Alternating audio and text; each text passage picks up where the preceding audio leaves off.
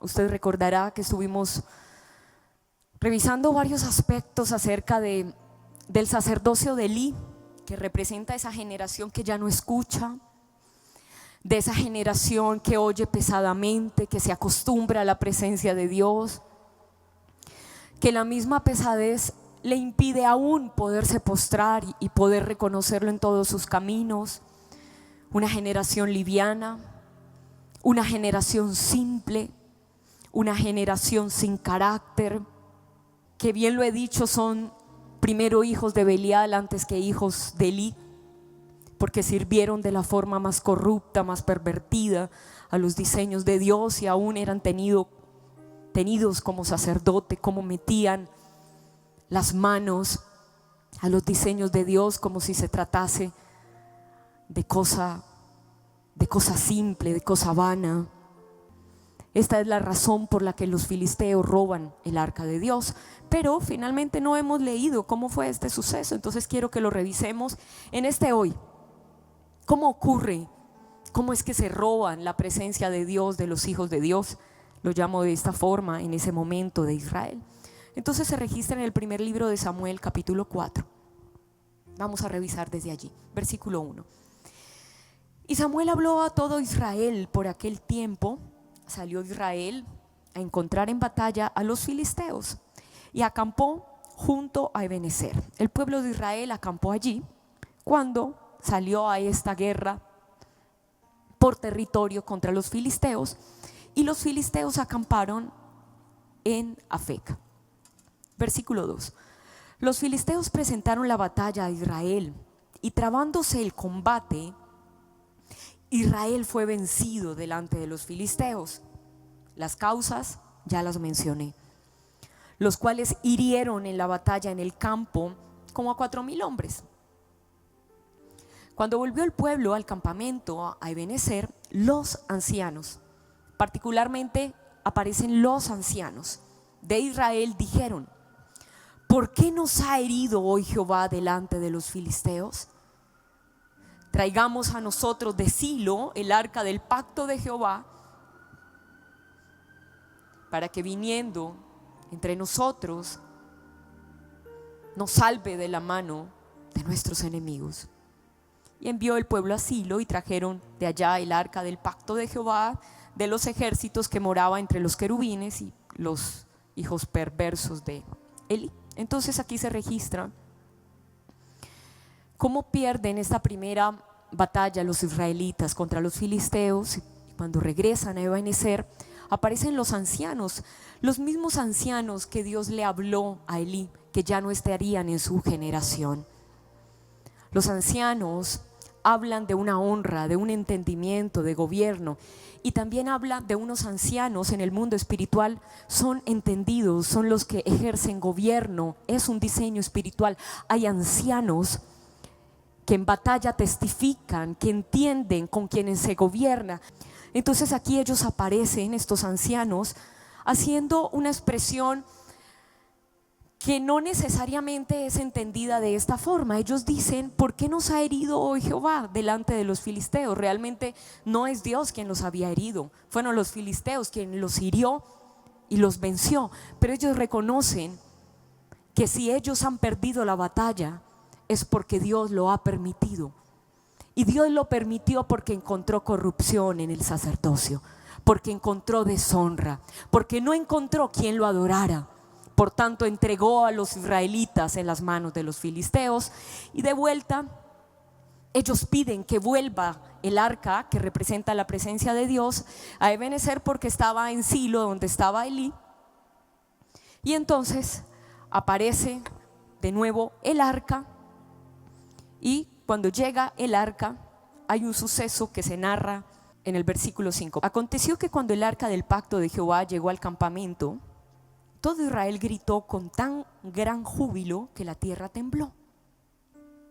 Cuando los filisteos oyeron la voz de júbilo, y por supuesto sintieron el temblor, dijeron: ¿qué voz de gran júbilo es esta que está en el campamento de los hebreos? Y supieron que el arca de Jehová había sido traída al campamento, y los filisteos tuvieron miedo. No tuvieron miedo de los hebreos, no tuvieron miedo de Israel, tuvieron miedo del Dios de los hebreos. Temieron al Dios de Israel. Ellos reconocían el poder del Dios de los hebreos. Entonces sintieron temor. De vuelta puedo entender que Dios está hablando, que tus enemigos te temerán por cuánta presencia de Él hay en ti. Cuánto de Dios verán en ti. Ese será el temor que portarás en tu vida. Porque decían, ha venido Dios al campamento. Y dijeron, ay de nosotros, pues antes de ahora no fue así. O sea, logramos confrontar a estos hebreos porque Dios no estaba con ellos, por eso los vencimos, pero ahora está su Dios. Ay de nosotros, pues antes de ahora no fue así. Ay de nosotros, ¿quién nos librará de la mano de estos dioses poderosos? Los filisteos, una característica de este pueblo, que si bien no es un pueblo que se circuncida, como también lo puede hacer por ejemplo Egipto y otros pueblos, no necesariamente el pueblo de Dios, este es un pueblo que no hace ese pacto, ellos logran reconocer el poder de Dios.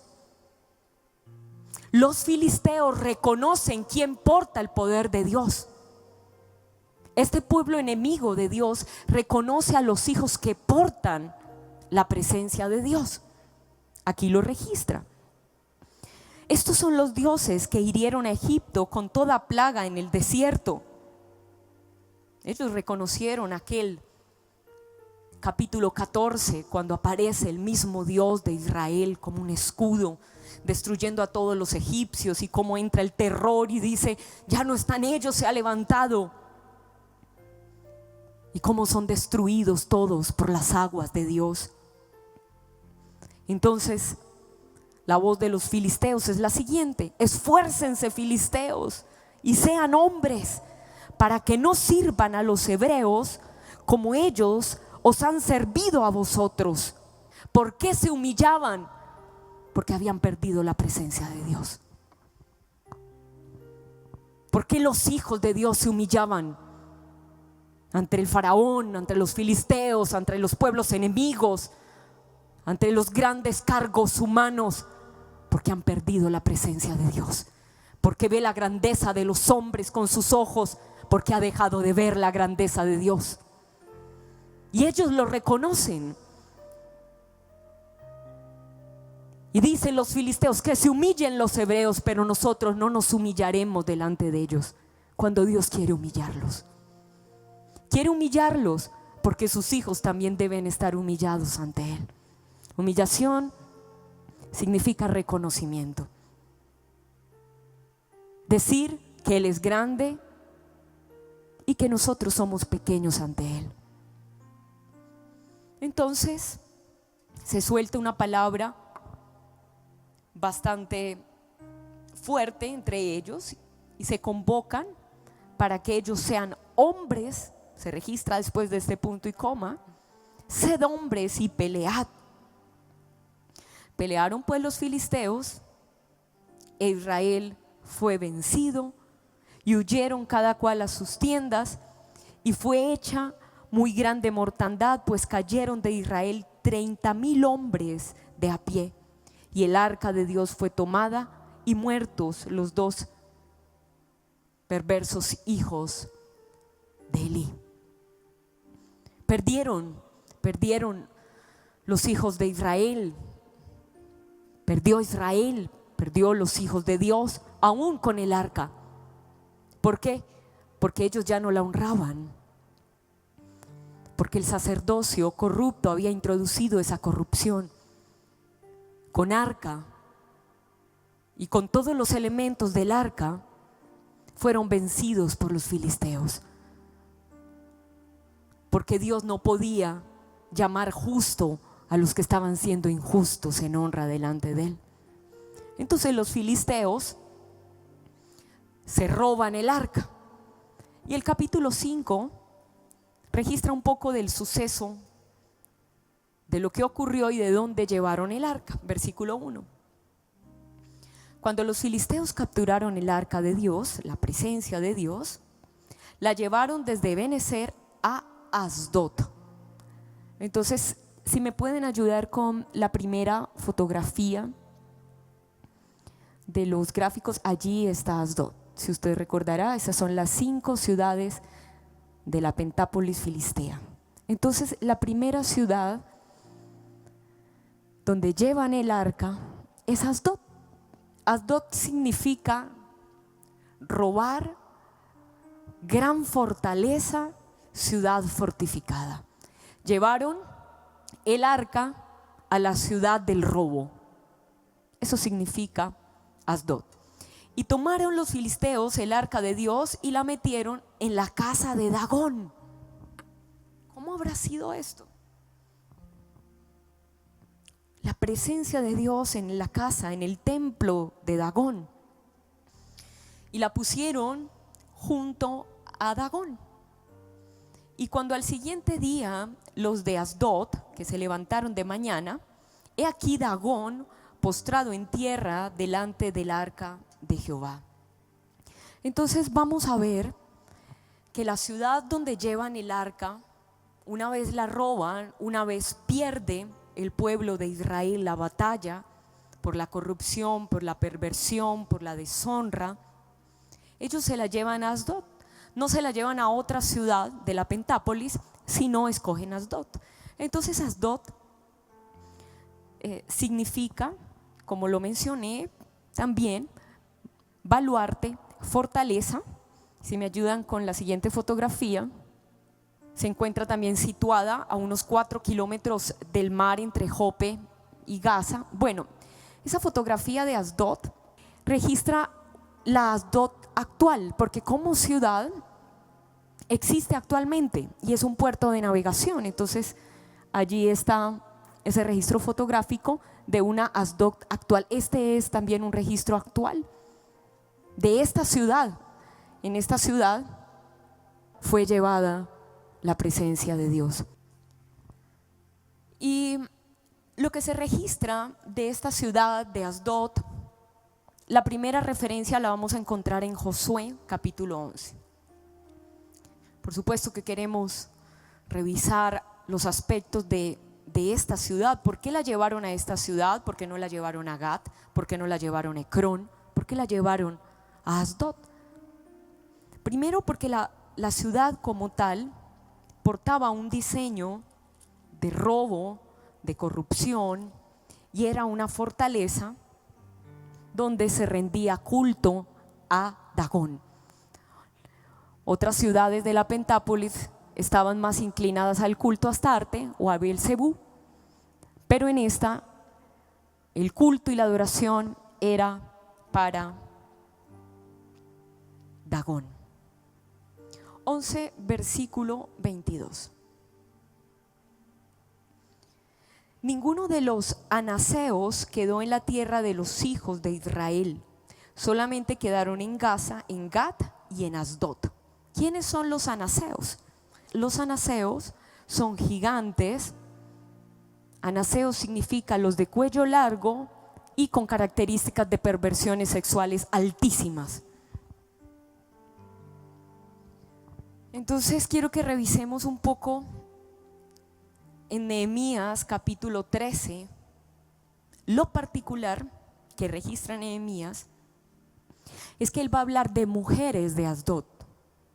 Comúnmente se piensa que los gigantes son solamente hombres, pero aquí Nehemías va a registrar a mujeres gigantes.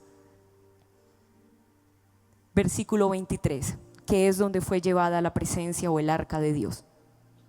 Vi asimismo en aquellos días a judíos que habían tomado mujeres de Asdod. Entonces, hijos de la casa de Dios se habían prostituido con mujeres gigantes provenientes de Asdod. Las perversiones fueron unas cosas terribles. De igual forma, se pervirtieron con moabitas, y la mitad de sus hijos hablaban la lengua de Asdod. Aprendieron a honrar las deidades, aprendieron a rendir culto a los templos de sus deidades, y ahora más adelante vamos a revisar cómo lo hicieron, porque no sabían hablar judaico, sino que hablaban conforme a la lengua de cada pueblo, en este caso del de Asdod. Y reñí con ellos y los maldije, y herí a algunos de ellos y les arranqué los cabellos y les hice jurar diciendo: no daréis vuestras hijas a sus hijos y no tomaréis de sus hijas para vuestros hijos ni para vosotros mismos. ¿No pecó por esto Salomón? Aquí aparece el perverso Salomón. ¿Qué rescatamos de Salomón? Que Dios tenía un plan con él, rey de Israel. Bien que en muchas naciones no hubo rey como él, que era amado de su Dios, y Dios lo había puesto por rey sobre todo Israel. Aún él le hicieron pecar las mujeres extranjeras. Recuerdan que también el culto que hizo Salomón fue a Astoret, le hizo templo a Astoret, deidad filistea. Y obedeceremos a vosotros para cometer todo este mal tan grande de prevaricar contra nuestro Dios tomando mujeres extranjeras. Y uno de los hijos de Joiada, hijo del sumo sacerdote Eliasib, era yerno de Sambalá, honorita, por tanto lo ahuyenté de mí. Esta palabra es casi como si lo hubiese sacado como un animal, lo ahuyenté de mí. Acuérdate de ellos, Dios mío, contra los que contaminan el sacerdocio y el pacto del sacerdocio y de los levitas. Entonces ya Nehemías está condenando y juzgando toda esa contaminación que inició con Elí. Bueno, prácticamente no se registra que fue de Elí, sino de sus hijos, pero el pecado de sus hijos fue también el pecado de ellos. Cuando registra Nehemías que contaminaron el sacerdocio, él está hablando de la mezcla que introdujeron al sacerdocio, que alteraron la pureza al hacerlo a su manera, con sus negocios, con sus contrataciones. Me parece que sea de esta forma, sin preguntar a Dios, sin oír a Dios, sin revisar cuáles son sus diseños, qué plan tiene. Vamos a Jueces capítulo 16 y vamos a revisar otro suceso, por favor. Fue Sansón a Gaza y vio allí a una mujer ramera y se llegó a ella, y fue dicho a los de Gaza: Sansón ha venido acá. Y lo rodearon y acecharon toda aquella noche a la puerta de la ciudad. Se narra primero la prostitución de Sansón, quien era un hebreo del pueblo de Dios, cómo se prostituye con una ramera, y en el versículo 4 aparece el nombre de otra. Después de esto aconteció que se enamoró de una mujer en el valle de Sorek, la cual se llamaba Dalila. Entonces se registra otro segundo nombre de esta raza de filisteos. El primero, Goliat, lo enfrenta David. El segundo nombre que se registra en la Biblia de filisteos es Dalila, como un gigante. Era una mujer con características de un gigante, y Sansón era un hombre guerrero con una fuerza descomunal. La fuerza descomunal seguramente lo llevó a tener alianza con esta mujer gigante, también de una fuerza descomunal, atroz, con la cual se prostituyó y perdió todos los diseños de Dios.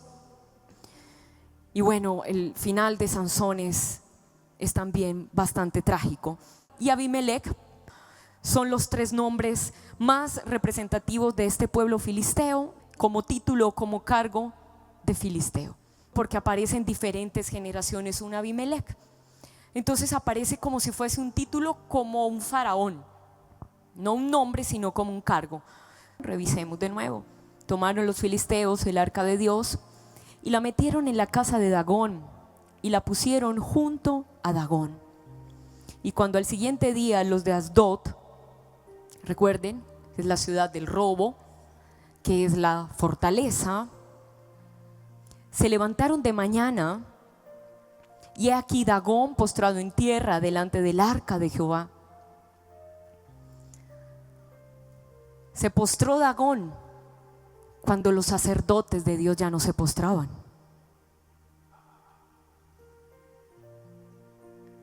Se postró Dagón cuando hijos les daba vergüenza reconocer a Dios y dar testimonio público y reconocimiento de que su vida y su honra es a Dios. Dagón se postró cuando hijos quizás ya no se quieren postrar.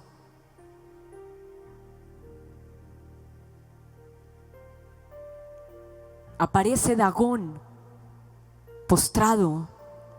Este es un registro fotográfico de Dagón. Como ustedes pueden ver, tiene características de hombre y tiene características de pez.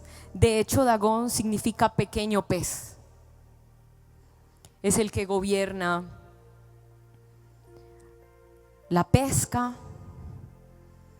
todas las cosechas de las aguas. Vamos a ver un registro más que encontré. Propiamente Dagón postrado ante la presencia o ante el arca de Dios. La primera foto, no sé si es clara, bueno, allí aparece. Allí hay una representación del arca de Dios cubierta por los dos querubines y como la entidad espiritual de Dagón, que tiene forma de pez en la parte del dorso, postrado. Ahora de vuelta no se estaba postrando el ídolo inanimado que tiene ojos y no ve, que tiene pies y no camina, que tiene manos y no palpa, que tiene oídos y no oye. Estaba postrada la entidad espiritual que está detrás de la representación hecha por manos de hombre. Postrado Dagón.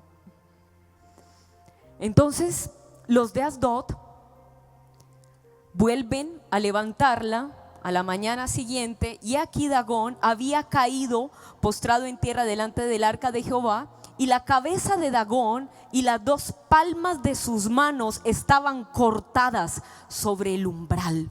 Si me ayudan con esa fotografía, la presencia de Dios lo desmembró, le cortó la cabeza, le cortó su gobierno.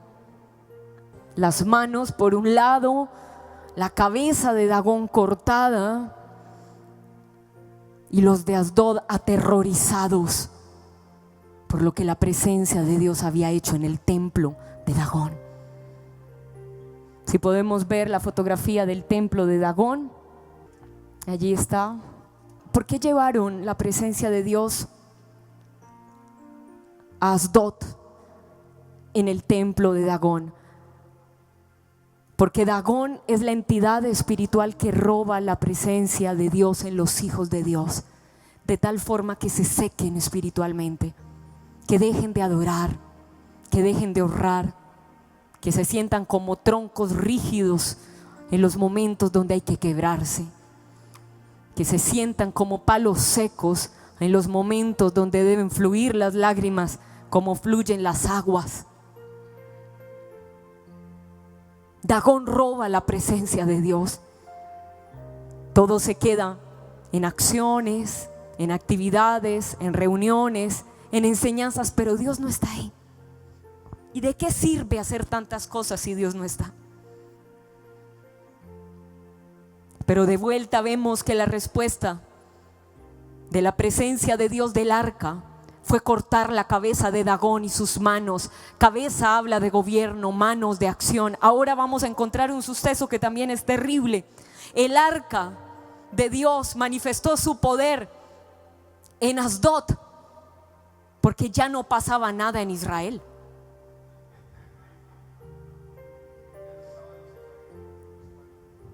Ya no estaban los israelitas y Dios se manifestó cortándole la cabeza a Dagón.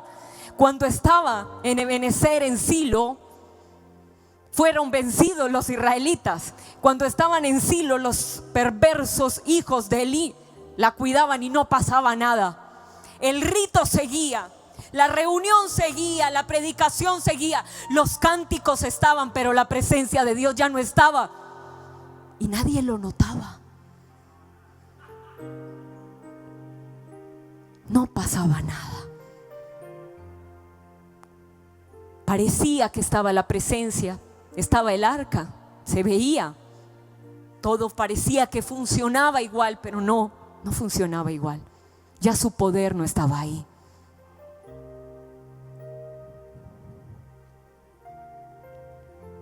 y me aterra hacer algo donde la presencia de Dios no esté. Lo hemos dicho, lo hacemos cuando Él lo diga,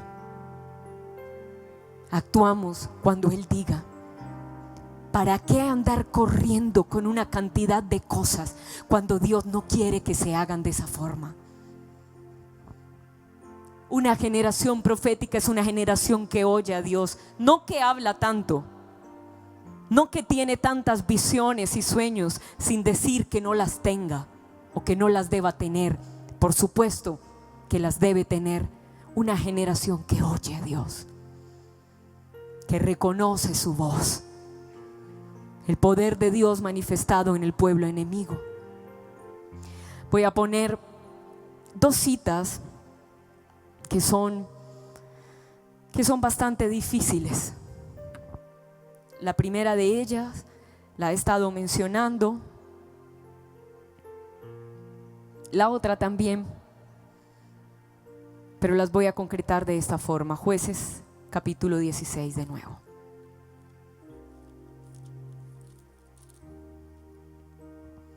Versículo 23. Entonces los principales de los filisteos se juntaron para ofrecer sacrificio a Dagón su dios y para alegrarse, y dijeron: nuestro Dios entregó en nuestras manos a Sansón, nuestro enemigo, porque Sansón perdió la presencia de Dios. Por tanto hubo fiesta en Dagón. Allá fue llevado Sansón al templo de Dagón porque dejó de oír a Dios. Siguió peleando, siguió como un guerrero, pero ya Dios no estaba con él. Y su muerte fue festejada en el templo de Dagón. ¿Por qué? Porque los filisteos reconocieron que en él ya no estaba la presencia de Dios. Estuvo, pero ya no está. No se tratan de las glorias pasadas, se trata de tu hoy, renovando cada día sus misericordias, preguntando cada momento el propósito del cielo con tu vida cada hora, no de lo que hiciste hace 10 años, 20, 50, de tu hoy con Él. La muerte de Sansón fue la fiesta de Dagón, porque perdió la presencia de Dios. Se prostituyó con Dalila, un gigante filisteo o una gigante filistea. Eso hizo su gran fuerza. ¿Dónde espiritualmente van aquellos que pierden la presencia de Dios? Al templo de Dagón son llevados. Aquellos que ya no oyen, como Elí, ya no oía a Dios. Que no se pierda una generación porque no fue enseñada a postrarse a Dios. Que Dios no nos entregue en las manos de los filisteos porque no pudimos postrarnos, honrarlo, ofrecer sacrificio, hacer memoria de Él, dar testimonio de nuestro Dios. Las decisiones de las naciones están en las decisiones de justicia y de obediencia de los hijos de Dios, en las tuyas, en las de tu casa, en las de tus hijos, en las de tu generación.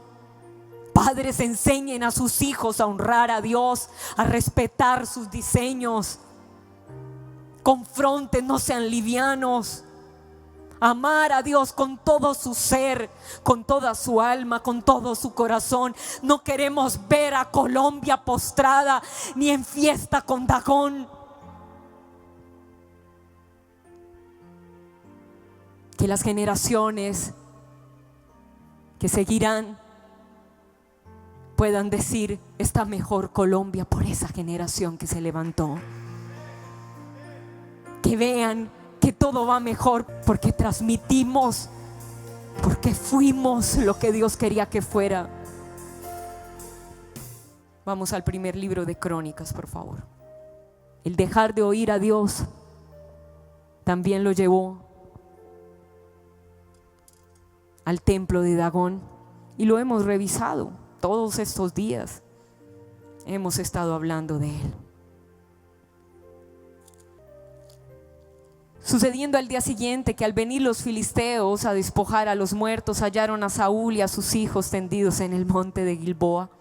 Y luego que le despojaron, tomaron su cabeza y sus armas, las que ellos habían tomado de los filisteos, y enviaron mensajeros por toda la tierra de los filisteos para dar las nuevas a sus ídolos y al pueblo. Y pusieron sus armas en el templo de sus dioses y colgaron la cabeza de Saúl en el templo de Dagón.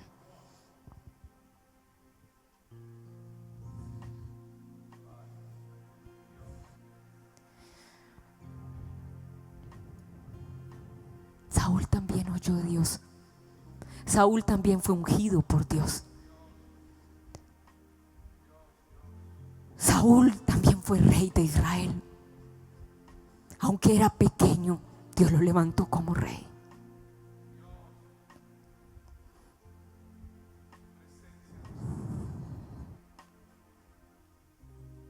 Se me estremece todo.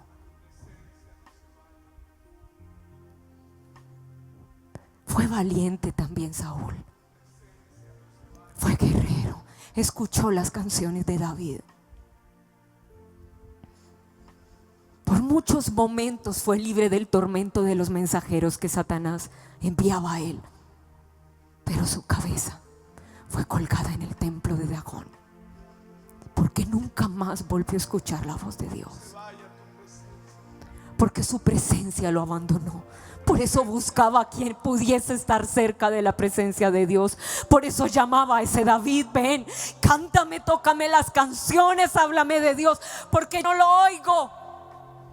No se vaya tu presencia de mi vida. Su cabeza colgada en el templo de Dagón. Tu presencia, Dios, tu presencia. Padre, yo no quiero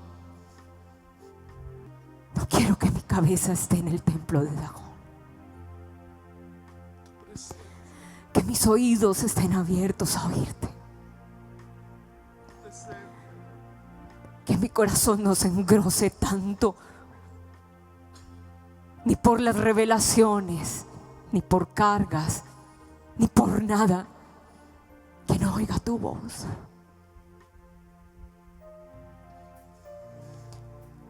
Que mis armas no vayan a parar en la casa de los filisteos. Que mis armas de guerra no las tomen los filisteos. Ni mucho menos mi cabeza sea la honra de los filisteos.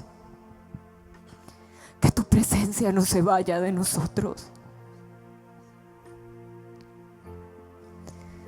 Que nada robe tu presencia de tus hijos. No quiero nada donde tú no estés.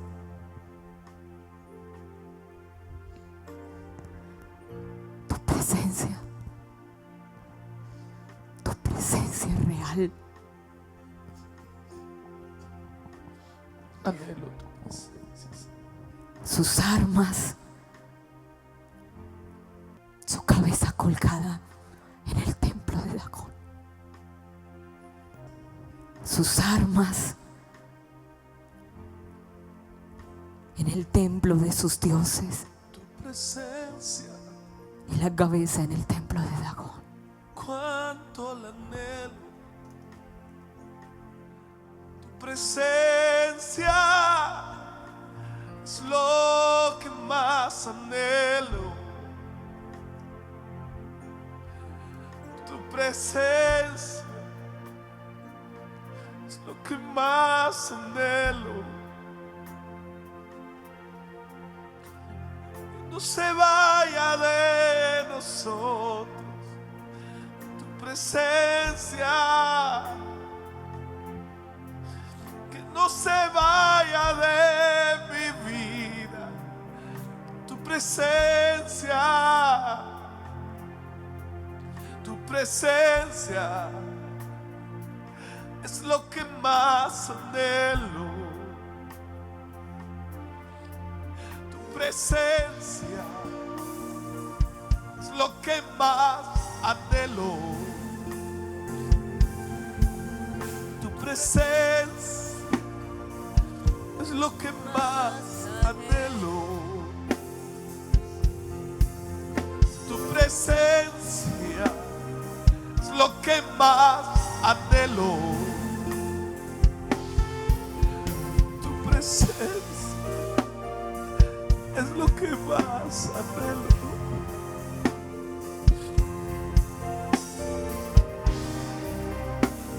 Señor, tu presencia.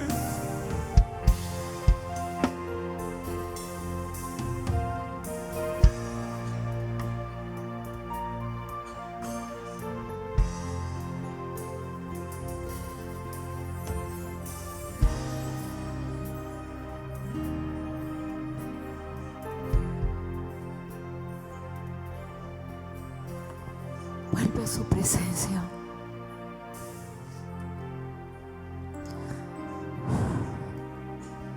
Vuelve a los brazos de tu Padre. Vuelve a Dios. Vuelve a Dios. Tu presencia Vuelve a Él.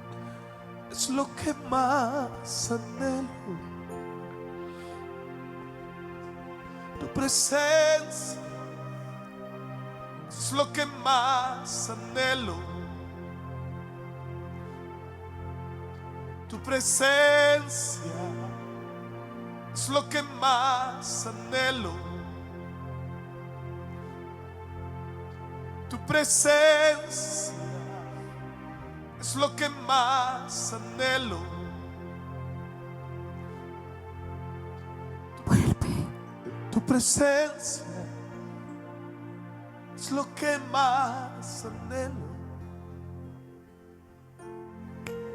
Tu presencia es lo que más anhelo. Tu presencia es lo que más anhelo.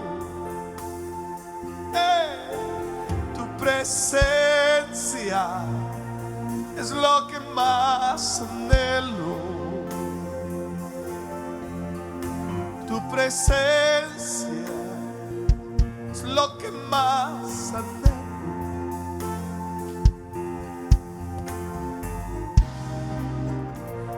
Colombia se salva si adora a Dios. Colombia se salva en su presencia, postrada en su presencia. Colombia como nación, amamos tu presencia. Es lo que más anhelo. Tu presencia es lo que más anhelo. Hay un juicio a esta entidad espiritual que, si bien hizo lo perverso Saúl, pero su cabeza no debió estar en el templo de Dagón.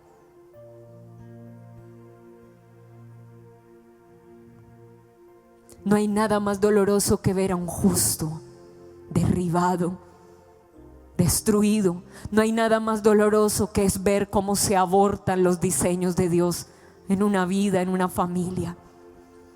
Nunca nos acostumbraremos a eso. No hay nada más doloroso ver personas que Dios ha cuidado, amado, y un día deciden dar la vuelta y dar la espalda. Y hay un juicio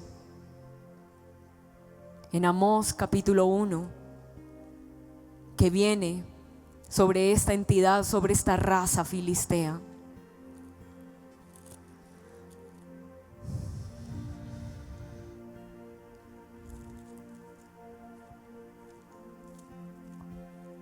Amós.